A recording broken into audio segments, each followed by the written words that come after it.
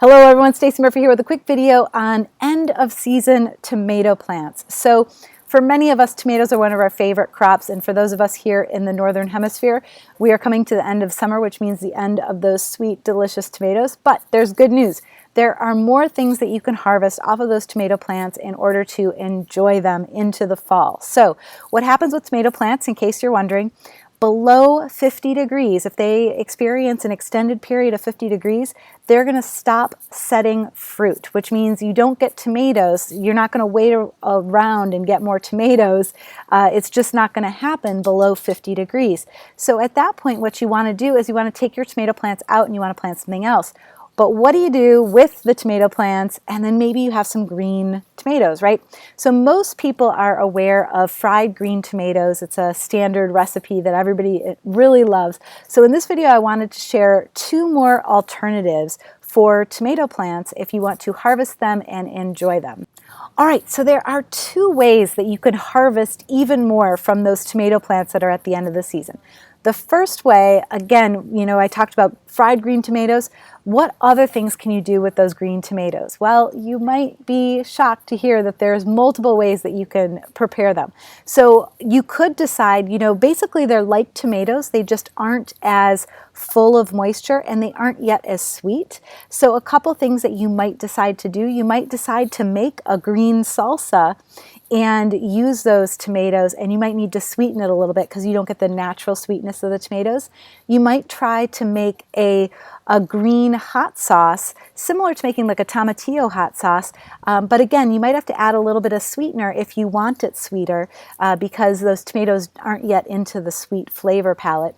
Another thing that I like to do is I like to take things and make quick pickles. There's something that I can put on my plate really quickly when I'm making a salad or I'm making a dish and I want to add something new to it. One thing I enjoy are quick pickles. And so this is something that can store in your refrigerator for a couple of weeks. So if you have a lot of green tomatoes that you need to harvest all at once and you need something to do with them, making them into a salsa or a hot sauce, or in this case, a quick pickle, preserves them for a little while longer. So here is what I did with my quick pickles. I decided to choose a kind of curried quick pickle. So basically what I did is I took my tiny little cherry green tomatoes. I sliced them in half so that the flavors would infuse all of the inside of the tomatoes. And then I basically made a 1-to-1 ratio apple cider vinegar to water ratio, heated that up. And then in the jars, I basically filled them with the tomatoes. And then I added my spice mix, which was basically some curry. I added some ginger, fresh ginger in there. I added some cumin to give it a little bit of earthy flavor. I added a little bit of allspice, a little bit of salt, and I threw in some turmeric, which I had essentially taken from the garden and dried and chopped up. So I put that in there as well. And a little bit of salt. And if you have a lot of green tomatoes, you might think about sweetening it with a little dab of maple syrup. I'm going to try mine both with and without the maple syrup to see which one I enjoy better. I have a palate that I don't enjoy the sweet flavors as much. I tend to go more towards the tart and the sour and the bitter, so I tend to not sweeten. All right, so that is one way to take advantage of all that fruit. And keep in mind that within about 2 days, they're going to take on the flavor of all of that quick pickling. So that's one way to take advantage of those green tomatoes beyond the typical fried green tomatoes. Very exciting. But here's the second idea, which is a little bit more unusual. So did you know that even the leaves of your tomato plants are edible? So there are people who are allergic to nightshade plants and should definitely not be ingesting the leaves of nightshades. But for many of us, we can tolerate small quantities of these tomato leaves. I don't want you to go out there and eat your entire tomato bush, be like, all of it. But if you go out there and you take off some of the new growth, some of the top growth of those tomato plants, some of those leaves, and then what I'm going to do is, because I harvested a bunch of parsley and basil out of my garden, I'm going to make a pesto out of my leaves. And so basically I'm doing equal portions parsley, basil, and tomato leaves. I'm going to basically chop up some lemon rind, because you want to get that nice citrusy flavor in there.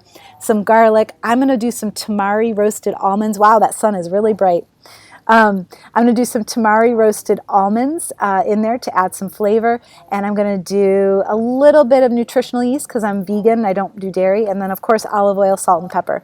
I'm going to chop that all up, and I'm going to enjoy it as a pesto, and I'm going to put that on top of all of my delicious food as like a condiment. So that's the second thing that you can do. You can eat the leaves. Super cool, right?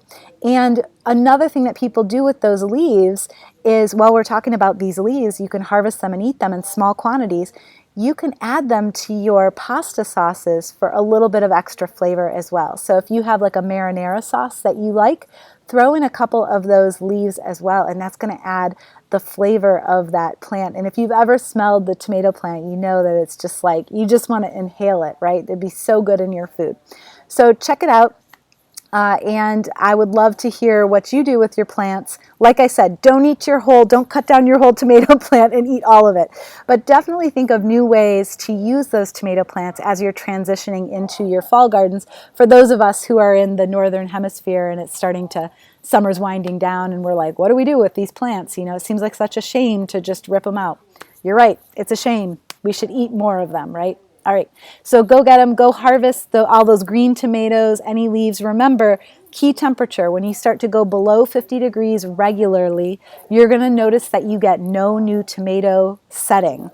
And that means that no new tomatoes are going to ripen either. All right, so that's it for this video. And I should mention one more thing. If you want to bring some of those fruit that are indoors, if they're just starting to turn color, you can put them in a paper bag and stick them on your counter, and they will ripen off the vine. So you can do that, but if you want to take advantage of all the green tomatoes and have fun with them and think of new recipes, that's what this video is all about. All right, I'll see you on the next video.